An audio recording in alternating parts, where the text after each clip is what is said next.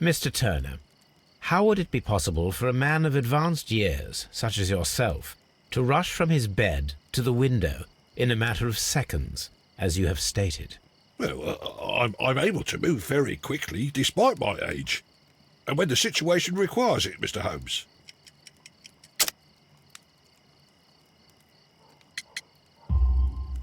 I highly doubt that, Mr. Turner. I observe that you suffer a severe limp due to your injured right leg. It would have taken at least 10 seconds for you to approach the window. That means you could have easily missed something or someone in Half Moon Street during that time. You're right, Mr. Holmes. I could have missed something. But it did seem to me that everything happened so quickly. Time can pull tricks on you. And what of everything else that you told us? Mr. Turner, it is vital that we have your complete and true statement. Mr. Holmes, I do assure you that the other things I said were most sincere.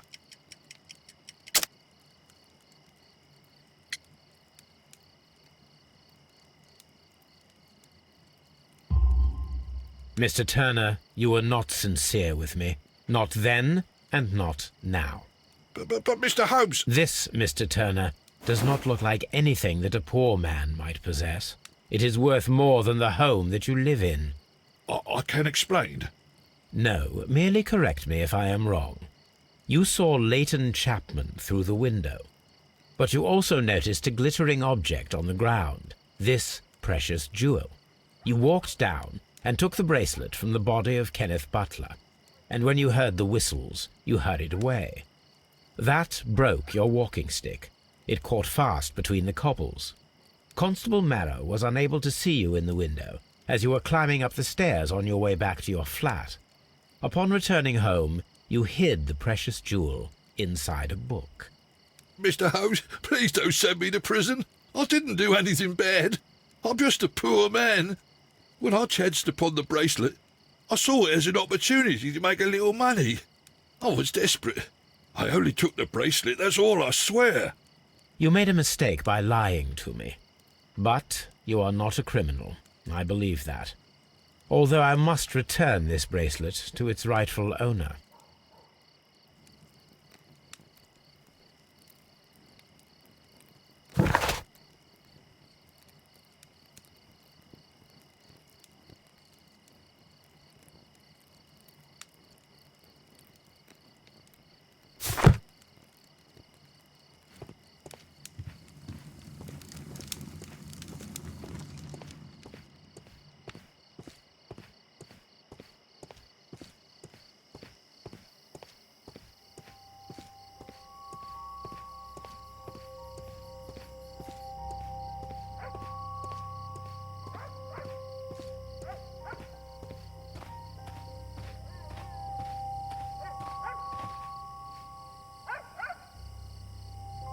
Mrs. Powell?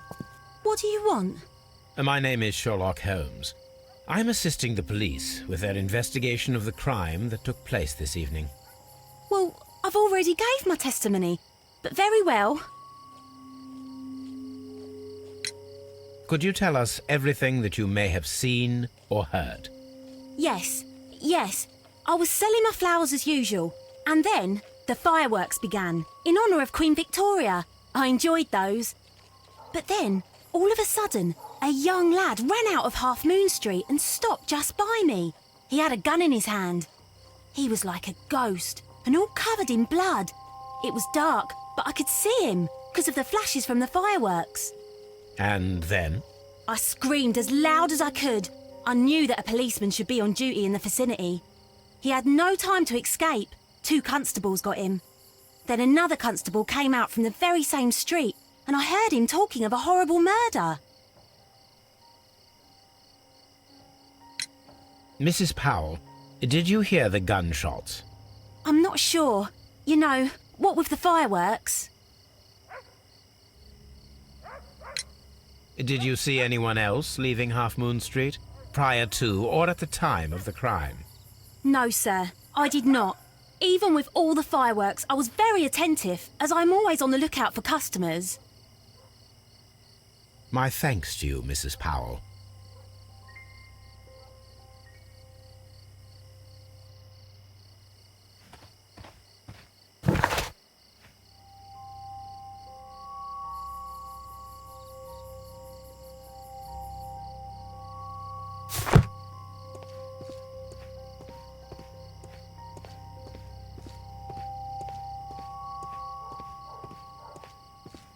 I'll do anything to save my brother, Mr. Holmes. It would be my pleasure to assist you with your investigation, Mr. Holmes. I'm always wondering what's on your mind, Holmes.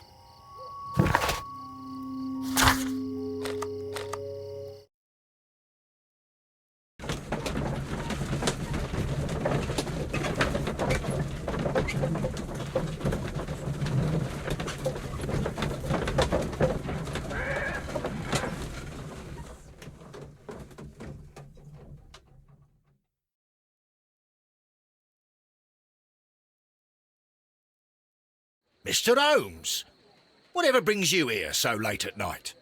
I'm interested in the case of young Leighton Chapman. He was arrested earlier this evening and accused of a double murder. I beg your pardon? That case is quite clear to the police. Or are there any new facts that we don't know about? Who knows, Inspector? Look, you are free to investigate, of course, Mr. Holmes. Chapman was arrested with a revolver in his possession, which you can find in the evidence room. The suspect himself is in custody. Did you find anything else on his person? A few personal belongings. Nothing particular, Mr. Holmes. Thank you, Lestrade.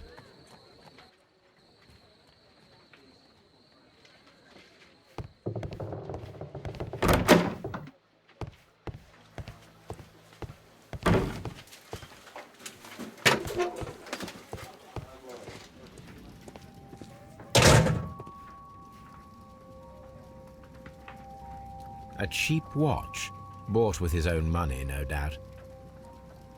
So this is the gun that Leighton was holding when he was caught by the police. It is a Webley revolver, a reliable weapon. It seems as though the shells were not removed from the cylinder.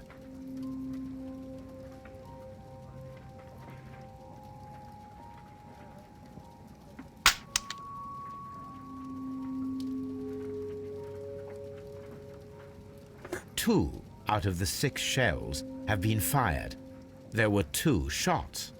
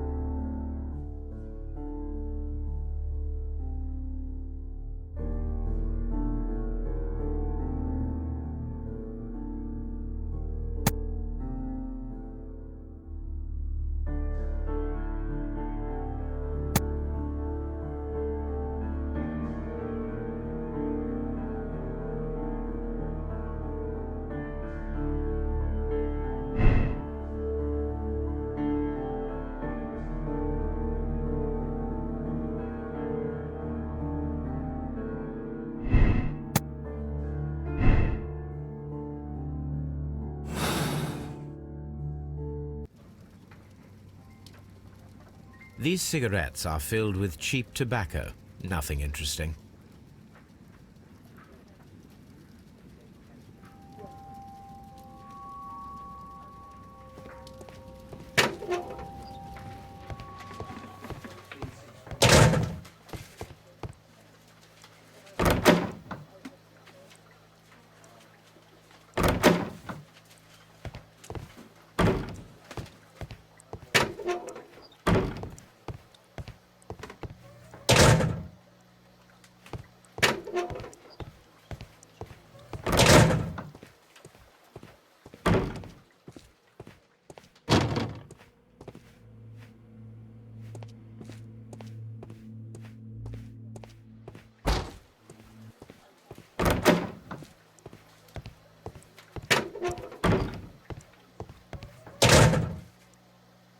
Please escort this suspect for interrogation.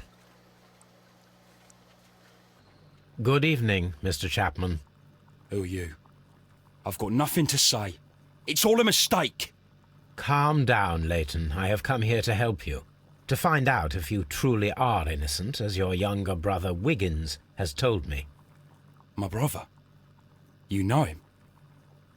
Then that means you're... Sherlock Holmes. Oh, blimey. All right, Mr. Holmes. I'll tell you everything.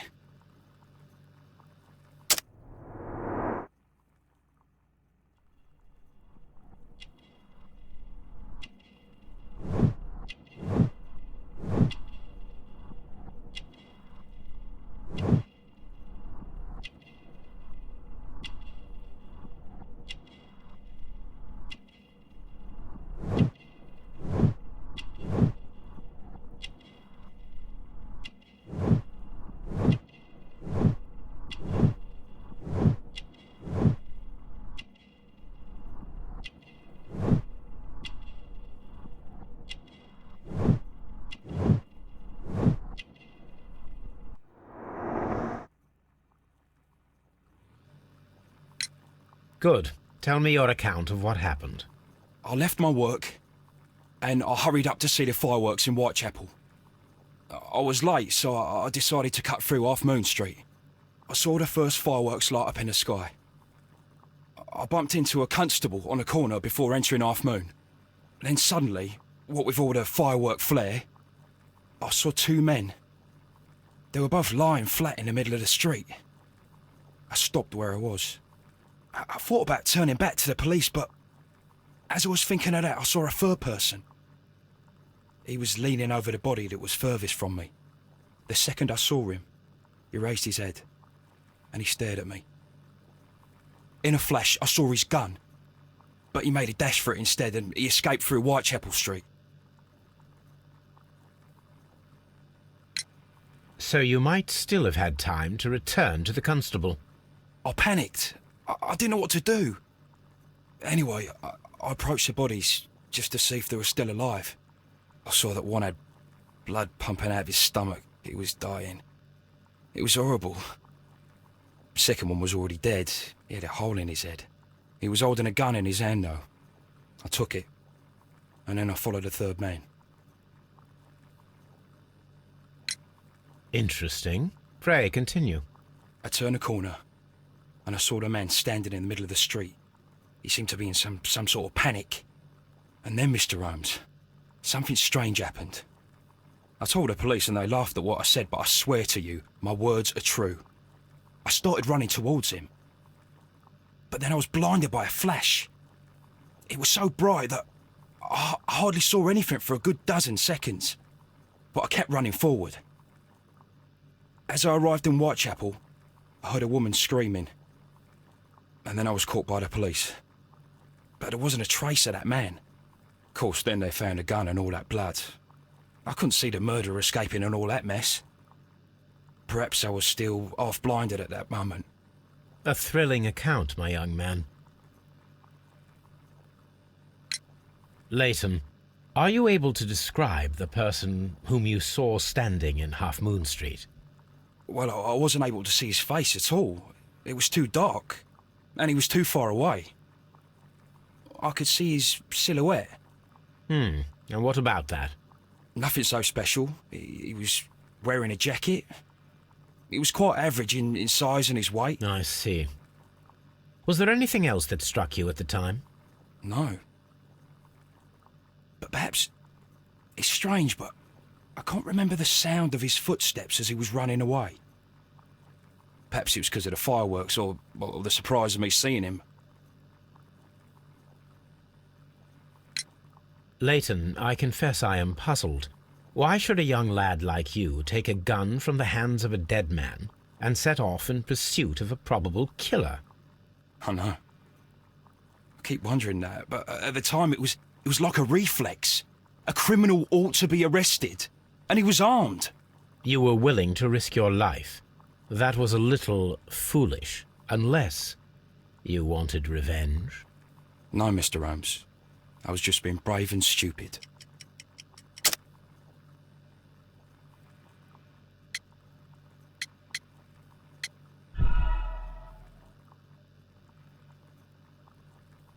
No, Mr. Holmes.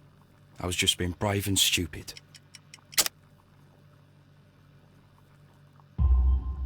I'm sure that you were, but I believe that you may have recognized one of the victims, Brian Vercotti. You knew that gentleman well, did you not? However could you know that?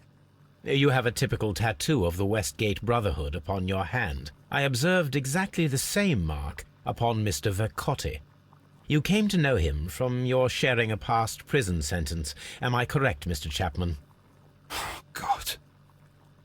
You're right, Mr. Holmes. Would you tell me a little about Brian Vercotti? We were convicted for a robbery.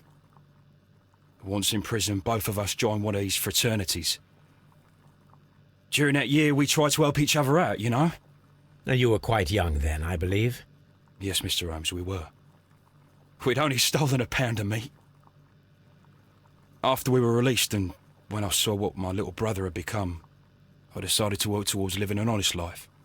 And Vercotti? He had a hard time.